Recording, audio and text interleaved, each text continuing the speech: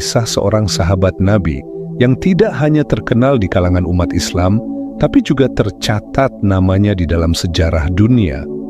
Tidak ada seorang pun dari kita, baik yang masih kecil, remaja, bahkan yang telah beruban rambutnya, melainkan pasti pernah mendengar nama agung ini. Dialah panglima besar umat Islam, pahlawannya para sahabat, jenderal dari jenderal-jenderalnya kaum muslimin. Dialah sang pedang Allah, Sayyiduna Khalid ibnu Walid radhiyallahu anhu. Namun sebelum kita masuk ke dalam ceritanya, kami mohon untuk mendengarkan kisah ini sampai selesai, biar kita benar-benar paham dan nggak terjadi kesalahpahaman di antara kita. Oke? Khalid bin Walid lahir pada tahun 585 Masehi. Beliau berasal dari Bani Makhzum. Bani Makhzum ini merupakan salah satu kabilah terpandang dan sangat berpengaruh di suku Quraisy waktu itu. Salah satu tokoh terkenal yang berasal dari Bani Makhzum adalah Abu Jahal bin Hisham. Ya, dialah Fir'aunnya umat ini, musuh terbesarnya kaum muslimin.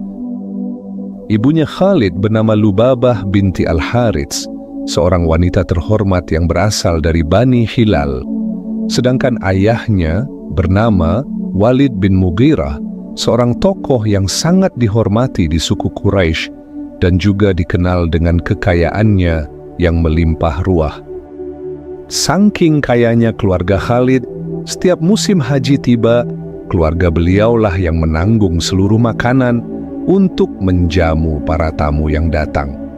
Keluarga Khalid bahkan melarang warga Quraisy lainnya agar tidak memasak di rumah mereka, karena semua hidangan dan jamuan sudah disiapkan oleh keluarganya.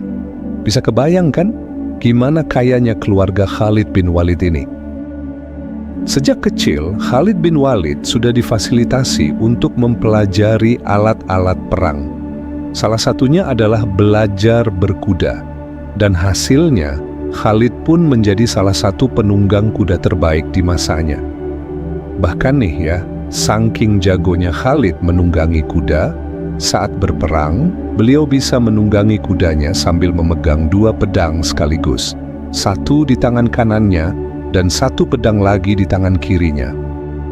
Bayangkan sahabat seiman, lagi bawa kuda, bukannya pegang tali kendali, tapi pegang pedang. Keren nggak tuh? Dan yang nggak kalah keren adalah Khalid bin Walid juga menguasai semua alat perang yang dibutuhkan waktu itu. Beliau jago memanah, melempar tombak juga jago, apalagi menggunakan pedang, nggak perlu diragukan lagi.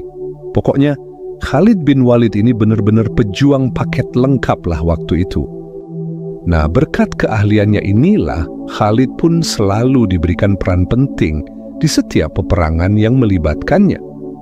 Salah satu momen penting yang melibatkan Khalid sebelum masuk Islam adalah saat terjadinya Perang Uhud pada tahun ke-3 Hijriah. Waktu itu, Khalid dipercayai untuk memimpin pasukan berkuda kaum kafir Quraisy. Sebenarnya saat itu pasukan kafir Quraisy sudah berhasil dipukul mundur oleh kaum muslimin. Tapi karena pasukan pemanah dari kaum muslimin melanggar perintah Rasulullah, akhirnya Khalid dan pasukannya pun berhasil membalikkan keadaan. Waktu itu, Rasulullah memerintahkan pasukan pemanah untuk tetap berada di atas bukit sampai ada instruksi untuk turun, barulah mereka boleh turun. Tapi yang terjadi, mereka justru turun lebih dulu sebelum diperintahkan oleh Rasulullah. Pasukan pemanah itu tidak menyadari bahwa pasukan berkuda Khalid bin Walid masih bersembunyi di balik bukit. Mereka sedang menunggu kesempatan yang tepat untuk menyerang kaum muslimin. Begitu melihat ada celah yang bisa dimanfaatkan, Khalid pun langsung mengambil tindakan. Ia memimpin pasukannya untuk memberi serangan balasan yang mengejutkan dan mengacaukan barisan kaum muslimin. Akhirnya, kaum muslimin pun berhasil dikalahkan oleh pasukan berkudanya Khalid bin Walid. Khalid bin Walid selalu menjadi salah satu garda terdepannya kaum kafir Quraisy dalam melawan pasukan muslimin. Bahkan di perang Khandaq atau perang Parit, Khalid bin Walid pernah mendapatkan tugas untuk membunuh Rasulullah sallallahu alaihi wasallam. Namun hal itu tidak berhasil dia lakukan karena pasukan kafir Quraisy waktu itu tidak mampu menembus benteng pertahanan kaum muslimin. Akhirnya, peperangan pun gagal dilaksanakan. Pada tahun ke-6 Hijriah, Rasulullah dan para sahabat pergi ke Mekah untuk melaksanakan umrah. Namun sebelum memasuki kota Mekah, tepatnya di wilayah Hudaybiyah, orang-orang Quraisy langsung menghadang Rasulullah dan rombongannya. Pada saat itu, kaum kafir Quraisy mengira kalau kedatangan Rasulullah ke Mekah itu untuk memerangi mereka. Namun, setelah mengetahui bahwa kedatangan Rasulullah bukanlah untuk berperang, maka orang kafir Quraisy pun langsung membuat suatu kesepakatan dengan Rasulullah. Yang kemudian, kesepakatan ini dikenal dengan Kesepakatan Hudaybiyah. Isi dari perjanjian tersebut adalah kaum muslimin yang mau melaksanakan umrah pada tahun ini harus pulang dulu ke Madinah dan baru boleh melaksanakan umrah di tahun depannya, yaitu pada tahun ke-7 Hijriah. Selain itu, perjanjian tersebut juga berisi larangan perang bagi kaum muslimin dan juga kaum musyrikin selama 10 tahun ke depan. Dan akhirnya, pada tahun ke-7 Hijriah, sesuai dengan isi perjanjian di Hudaybiyah, Rasulullah dan para sahabat pun pergi ke Mekkah untuk melaksanakan umrah. Nah, di antara sahabat yang ikut umrah dengan Rasulullah waktu itu, saudaranya Khalid bin Walid, yaitu Al-Walid bin Walid, juga ikut umrah bersama Rasulullah. Ternyata Al-Walid ini udah lebih dulu masuk Islam, sebelum Khalid bin Walid memeluk Islam. Saat Al-Walid sedang melaksanakan umrah, Rasulullah pun mendekatinya lalu bertanya, "Di mana saudaramu Khalid, ya Al-Walid?"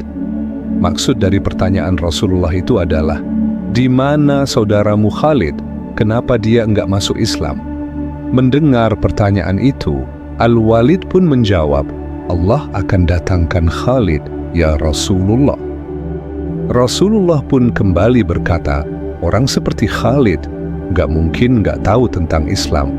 Seandainya dia jadikan kehebatan dan kecerdasannya dalam bertempur untuk membela kaum muslimin, maka itu lebih baik baginya dan kami akan mengedepankan dia daripada yang lainnya. Mendengar pernyataan dari Rasulullah, Al-Walid pun merasa tercengang dan terkesima. Maka Al-Walid langsung pergi untuk mencari saudaranya itu. Setelah dicari-cari di sekitar Mekkah, Al-Walid tidak berhasil menemui Khalid. Akhirnya, Al-Walid menuliskan selembar surat yang ditujukan kepada Khalid bin Walid. Kurang lebih isi suratnya seperti ini, "Wahai saudaraku, aku tidak pernah melihat sesuatu yang lebih aneh dari dirimu, selain engkau tidak masuk Islam, padahal engkau adalah orang yang cerdas. Bagaimana mungkin kecerdasanmu dapat menghalangimu dari Islam? Apakah ada orang yang tidak mengerti tentang indahnya Islam?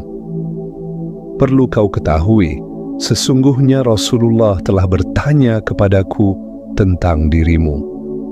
Dan di dalam surat itu, Al-Walid juga menceritakan isi percakapan beliau dengan Rasulullah. Nah, saat Khalid menerima surat itu dan membacanya, seketika hatinya langsung tersentuh. Beliau tidak menyangka kalau Rasulullah Shallallahu Alaihi Wasallam, yang bahkan pernah dia coba untuk menghilangkan nyawanya, ternyata malah mencarinya dan bahkan memujinya.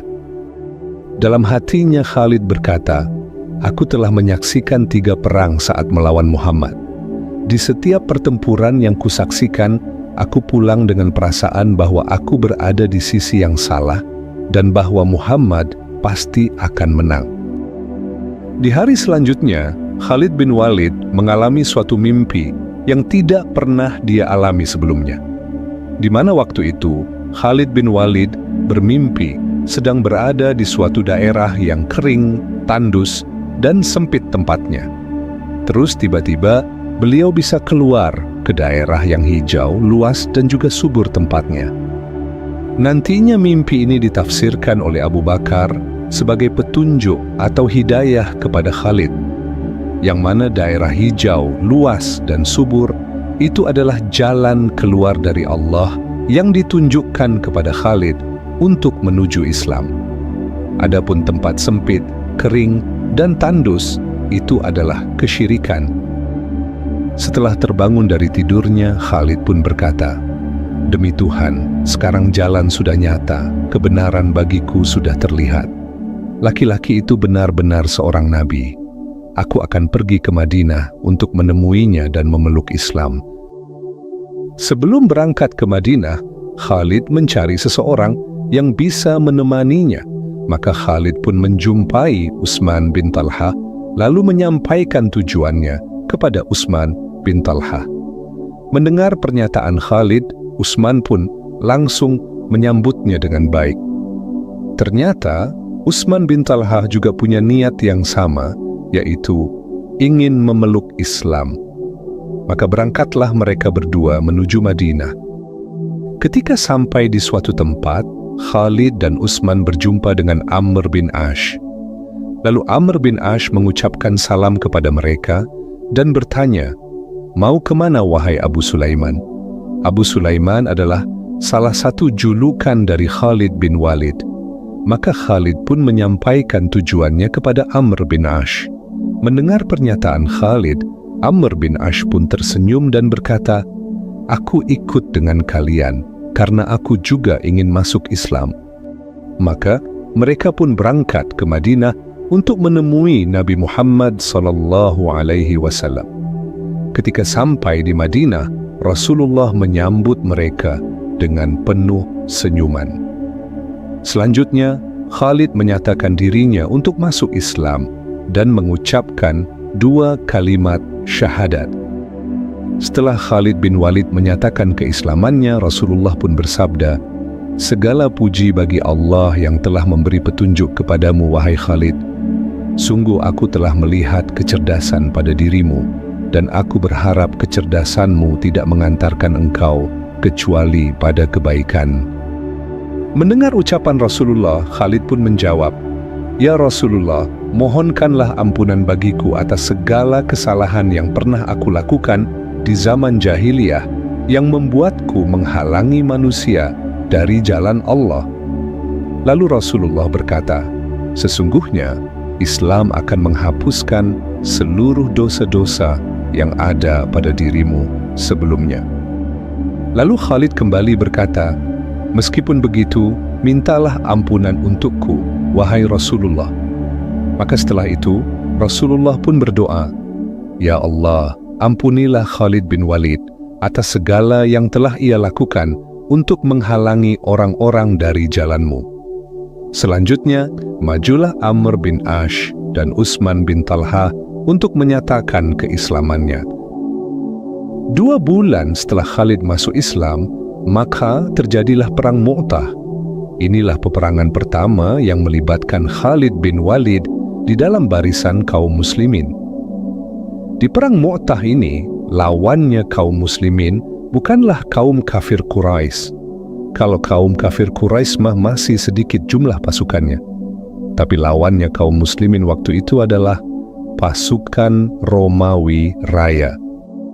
Waktu itu, nggak ada satupun imperium yang mampu menandingi 2 imperium besar ini, yaitu Romawi dan Persia. Kalau dilihat dari popularitas, memang tidaklah sebanding. Tapi kalau dilihat dari segi keberanian, kaum muslimin tidak pernah gentar. Di Perang Mu'tah ini, pasukan yang dikirim oleh Rasulullah bernama Sariyah.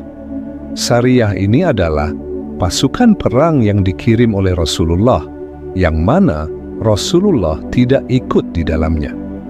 Kalau misalnya Rasulullah ikut di dalam suatu peperangan, maka pasukan itu disebut dengan Ghazwah.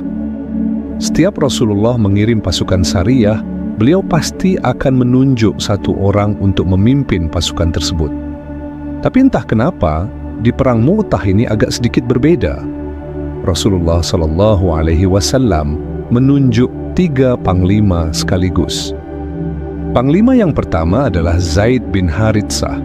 Kalau Zaid gugur, maka otomatis digantikan oleh Ja'far bin Abi Thalib.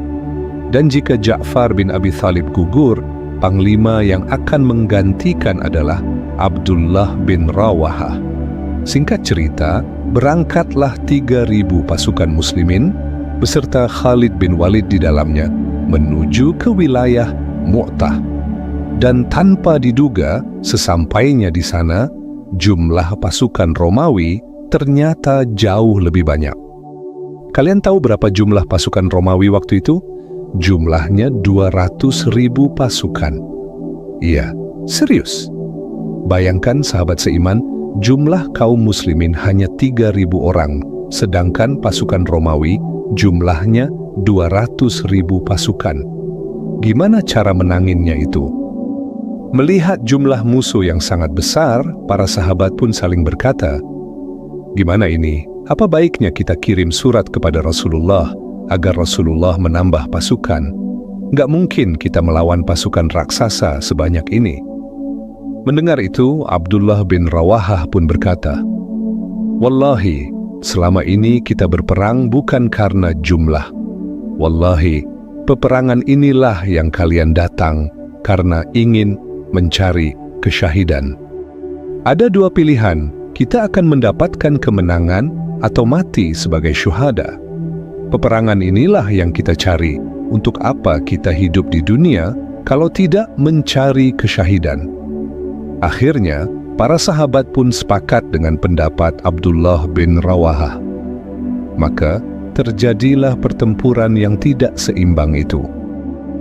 Di tengah pertempuran yang sedang berkecamuk itu, panglima pertama kaum muslimin yaitu Zaid bin Haritsah pun gugur. Melihat Zaid telah gugur, Ja'far langsung maju untuk menggantikan posisinya. Di sisi lain, saat peperangan sedang berkecamuk di daerah Mu'tah, Rasulullah dan para sahabat sedang berkumpul di Madinah. Di sana, Rasulullah menceritakan keadaan perang yang sedang dialami oleh kaum muslimin di Mu'tah kepada para sahabat yang ada di Madinah. Maka, saat Zaid gugur, Rasulullah pun berkata, "Sekarang Zaid telah gugur, dan sekarang bendera panji perang dibawa oleh Ja'far." Dan benar saja, Ja'far bin Abi Thalib sedang menggantikan posisi Zaid. Saat Ja'far membawa bendera kaum muslimin, tangan beliau pun ditebas oleh pasukan Romawi. Maka Ja'far pun berusaha untuk meraih bendera kaum muslimin dengan tangan kirinya. Lalu tangan kirinya juga ditebas, hingga beliau pun wafat di pertempuran tersebut. Saat Ja'far gugur, Rasulullah pun berkata, "Aku melihat Ja'far terbang ke sana kemari dengan sayapnya. Allah telah mengganti lengannya dengan sayap. Dia terbang ke surga sesuka hatinya. Janganlah kalian mengira kalau orang yang mati di jalan Allah itu mati. Sesungguhnya mereka mendapatkan rizki di sisi Allah." Mengetahui Ja'far telah gugur, Abdullah bin Rawahah pun segera maju untuk menggantikan posisi beliau. Sampai akhirnya Abdullah juga gugur di dalam pertempuran tersebut. Setelah Rasulullah mengetahui kalau ketiga panglima yang diutus beliau itu telah wafat, Rasulullah pun merasa sangat sedih. Bahkan dalam riwayat disampaikan, Rasulullah sampai menangis saat menceritakan 3 sahabat kesayangannya itu telah gugur. Rasulullah bersabda, Zaid bin Haritsah memimpin pasukannya sambil membawa panji Islam. Dia bertempur sampai akhirnya gugur sebagai syuhada. Setelah itu, panji Islam dipegang oleh Ja'far bin Abi Thalib. Dia bertempur sampai akhirnya juga gugur sebagai syuhada. Kemudian, panji Islam dipegang oleh Abdullah bin Rawahah. Dia pun bertempur hingga gugur sebagai syuhada. Setelah ketiganya gugur, panji kaum muslimin akan dipegang oleh pedangnya Allah, hingga Allah akan memberikan kemenangan melalui tangannya. Lalu siapa sih sang pedang Allah itu? Oke, sekarang mari kita kembali ke Mu'tah untuk menceritakan situasi yang ada di sana. Nah, setelah 3 panglima yang ditunjuk Rasulullah itu gugur, pasukan muslimin pun sempat kebingungan. Di tengah kebingungan itu, seorang sahabat yang bernama Thabit bin Arqam langsung mengambil bendera perang kaum muslimin. Lalu dia menghampiri Khalid bin Walid sambil berkata, "Aku tidak akan mengambil bendera ini kecuali untuk engkau, wahai Khalid bin Walid." Mendengar ucapan Thabit bin Arqam, Khalid pun menjawab, "Tidak, saya tidak mau menerimanya. Engkau lebih tua dari ibuku, wahai Thabit, dan engkau juga pernah ikut di perang Badar." Mendengar penolakan Khalid, Thabit pun langsung berkata, "Wahai Khalid, engkau lebih mengerti tentang strategi perang dibanding dengan diriku, ambillah bendera ini." Tapi Khalid tetap menolaknya. Akhirnya, Thabit pun berdiri di tengah pasukan muslimin, lalu berkata, "Wahai kaum muslimin, setujukah kalian kalau Khalid bin Walid yang memimpin kita?" Maka pasukan muslimin pun menjawab, "Iya, kami setuju dan menerimanya." Mendengar kesepakatan itu, akhirnya Khalid pun bersedia untuk menjadi panglima selanjutnya. Dan sekarang, mari kita lihat kiprah sang pedang Allah ini dalam menghadapi pasukan Romawi yang sangat banyak itu. Maka Khalid bin Walid langsung memimpin pasukan muslimin. Beliau bertempur habis-habisan. Bahkan dalam riwayat disampaikan, saking dahsyatnya pertempuran ini, sampai-sampai Khalid harus menghabiskan 9 pedangnya untuk menghadapi pasukan Romawi.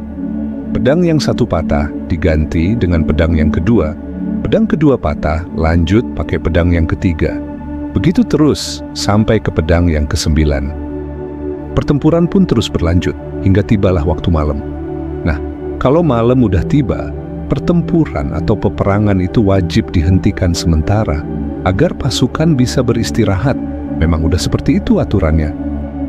Saat pasukan musuh sedang beristirahat, Khalid bin Walid justru memanfaatkan waktu malamnya untuk merancang strategi. Dengan kecerdasannya, beliau pun memutuskan untuk membagi dan merombak barisan pasukan muslimin. Pasukan yang ada di sebelah kanan dipindahkan ke kiri. Pasukan yang awalnya ada di depan dipindahkan ke belakang. Yang belakang ke depan, yang kiri ke kanan. Beliau tukar semuanya. Hal ini beliau lakukan untuk mengelabui pasukan Romawi. Jadi nantinya pas mereka udah kembali berperang, pasukan Romawi ini pasti bakal mikir, kok pasukan yang ada di depan aku mukanya udah beda? Kok bukan yang kayak tadi? Kok bukan yang kayak sebelumnya? Nah, karena orangnya udah beda, nantinya mereka pasti bakal mengira kalau pasukan muslimin udah mengirim pasukan tambahan. Berarti jumlahnya udah makin banyak lagi ini. Gitu tujuannya. Dan untuk membuat skenario ini biar terlihat lebih meyakinkan lagi, Khalid pun meminta pasukan muslimin untuk maju secara bertahap, yaitu dengan satu persatu. Satu pasukan bertempur beberapa saat kemudian, baru disusul lagi sama pasukan lainnya dari belakang. Jadi makin kelihatan seolah-olah ada pasukan tambahan dari kaum muslimin. Nggak cuman itu aja, Khalid bin Walid juga memerintahkan beberapa sahabat untuk mengambil pelepah kurma, lalu menunggangi kudanya sambil menyeret pelepah kurma tadi. Mereka disuruh berputar-putar di belakang pasukan yang sedang berperang sambil meneriakkan takbir. Hal ini beliau lakukan agar debu-debu yang ada di pasir itu semakin berterbangan, seolah-olah menunjukkan kalau pasukan muslimin ini sudah bertambah banyak. Dan benar saja, besok paginya saat perang kembali dilanjutkan, strategi yang sudah diatur sama Khalid bin Walid pun langsung dilaksanakan oleh kaum muslimin. Dan kalian tahu apa yang terjadi? Sesuai dengan prediksi Khalid, strategi ini pun berhasil membuat pasukan Romawi kepanikan. Karena merasa panik, perlahan pasukan Romawi pun mulai mundur. Maka Khalid bin Walid pun memanfaatkan situasi tersebut untuk menarik mundur pasukannya secara perlahan-lahan. Dan atas izin Allah, Khalid bin Walid pun berhasil membawa pulang pasukan muslimin ke Madinah dengan selamat. Dari peperangan itu, jumlah korban dan kerugian dari pihak Romawi jauh lebih banyak. Dan di perang Mu'tah ini, Allah menganugerahkan kemenangan di tangan kaum muslimin melalui sang pedangnya Allah, yaitu Khalid bin Walid. Setelah Rasulullah wafat, kepemimpinan kaum muslimin pun beralih kepada Abu Bakar As-Siddiq. Pada saat itu, banyak sekali orang-orang murtad. Bahkan, ada beberapa orang yang berani mengaku bahwa dirinya sudah diutus menjadi nabi yang baru, di antaranya adalah Musailamah Al-Kadzab. Maka Abu Bakar As-Siddiq pun mengutus Khalid bin Walid untuk menumpaskan nabi-nabi palsu dan para pengikutnya itu. Waktu itu, Khalid dipilih oleh Abu Bakar sebagai jenderal untuk menumpaskan para nabi palsu. Dan dengan izin Allah, di bawah kepemimpinan Khalid bin Walid, misi untuk memerangi para nabi palsu pun berhasil diselesaikan. Selain itu, Khalid bin Walid juga pernah diutus oleh Abu Bakar As-Siddiq untuk menaklukkan Irak. Maka berangkatlah Khalid bin Walid dengan 9.500 pasukannya menuju negeri Irak. Dan di pertempuran tersebut, Khalid bin Walid pun berhasil memenangkan peperangan dengan cepat. Setelah berhasil menaklukkan Irak, Khalid bin Walid diminta untuk pergi ke Syam dalam rangka membantu kaum muslimin yang mau berperang di sana. Maka berangkatlah Khalid bin Walid beserta pasukannya menuju negeri Syam. Syam waktu itu dikuasai oleh orang-orang Romawi. Jadi bisa dibilang, ini adalah pertempuran kedua kaum muslimin melawan pasukan Romawi setelah berperang di Perang Mu'tah. Dan perang ini pun dinamakan dengan Perang Yarmuk. Nggak lama kemudian, sampailah pasukan Khalid bin Walid di negeri Syam. Waktu itu, jumlah pasukan muslimin sekitar 30 sampai 45.000 pasukan, sedangkan jumlah tentara Romawi sekitar 240.000 pasukan. Lagi-lagi, perang yang tidak sebanding. Sebelum perang dimulai, Panglima Perang Romawi yang bernama Mahan mengundang Khalid agar datang kepadanya. Saat Khalid sampai di dekatnya, dia pun mengatakan, "Ya Khalid, kami tahu kalian itu adalah bangsa Arab, bangsa yang di negerinya tidak punya apa-apa. Kalian kesini mau cari makan, kan? Sudahlah, pulanglah ke negerimu dan bawa pulang prajuritmu. Kita nggak usah perang. Hitung jumlah prajuritmu. Setiap prajuritmu akan kami berikan 10 dinar. Tahun depan aku akan mengirimkan hal yang sama kepada kalian." Setelah ditawar oleh Panglima Perang Romawi, kalian tahu apa jawaban Khalid bin Walid? "Bukan karena itu kami datang kemari, wahai jenderal. Demi Allah, kami adalah bangsa peminum darah. Dan kami mendengar bahwa darahnya orang Romawi adalah darah terlezat yang ada di muka bumi. Maka kami datangkan kepada kalian kaum yang mencintai kematian, sebagaimana kalian mencintai kehidupan." Setelah menjawab pertanyaan dari Panglima Romawi, Khalid pun kembali ke pasukannya. Lalu beliau berkata, "Allahu Akbar, bertiuplah wahai angin surga." Pasukan muslimin pun langsung melesat bagaikan anak panah yang keluar dari busurnya. Dan pertempuran hebat pun dimulai. Saat pertempuran sedang berkecamuk, salah satu panglima Romawi yang bernama Jarjah mengundang Khalid bin Walid, lalu berkata kepada beliau, "Wahai Khalid, jujurlah kepadaku dan janganlah kau berbohong, karena orang yang merdeka itu nggak pernah berbohong. Kenapa orang-orang Islam menjulukimu dengan pedang Allah? Apakah Tuhanmu menurunkan pedang kepada Muhammad, lalu Muhammad memberikan pedang itu kepadamu?" Maka Khalid pun menjawab, "Tidak, "Lalu kenapa engkau dijuluki pedang Allah?" tanya Panglima Romawi dengan penasaran. "Allah telah datangkan seorang nabi di antara kami, lalu sebagian dari kami ada yang mempercayainya, dan sebagiannya ada yang mendustakannya. Sebelumnya, aku termasuk orang yang mendustakannya. Namun setelah Allah memberikan hidayah kepada kami pun mengakui kerasulannya dan beriman kepadanya. Kami mentauhidkan Allah, kami beriman kepada Allah, dan kami berperang di jalan Allah. Maka dari situlah kami dipanggil dengan pedangnya Allah." Lalu Panglima Romawi itu kembali bertanya, "Apakah orang yang masuk Islam hari ini mendapatkan pahala dan balasan yang sama seperti kalian?" Khalid menjawab, "Iya, bahkan lebih utama daripada kami." "Bagaimana bisa, sementara kalian udah lebih dulu masuk Islam?" tanya Panglima Romawi dengan heran. Khalid pun menjawab, "Kami hidup bersama Rasulullah, kami melihat ayat dan berbagai mukjizat yang diturunkan kepadanya, maka lebih mudah bagi kami untuk beriman kepadanya. Sedangkan kalian nggak jumpa dengan Rasulullah, kemudian kalian beriman kepada Allah dan Rasul-Nya, maka pahala yang kalian dapat lebih besar daripada kami." Mendengar pernyataan Khalid, Panglima Romawi yang bernama Jarjah itu berjalan dengan kudanya agar lebih dekat lagi dengan Khalid, lalu dia berkata, "Ajarkan Islam kepadaku, wahai Khalid." Akhirnya, Panglima Romawi ini pun memutuskan untuk memeluk agama Islam. Setelah itu, Panglima ini langsung bergabung dengan pasukan muslimin untuk memerangi tentara Romawi. Maka dalam sejarah disampaikan, Jarjah ini gugur sebagai syuhada di dalam pertempuran tersebut. Singkat cerita, perang Yarmuk pun berhasil dimenangkan oleh kaum muslimin.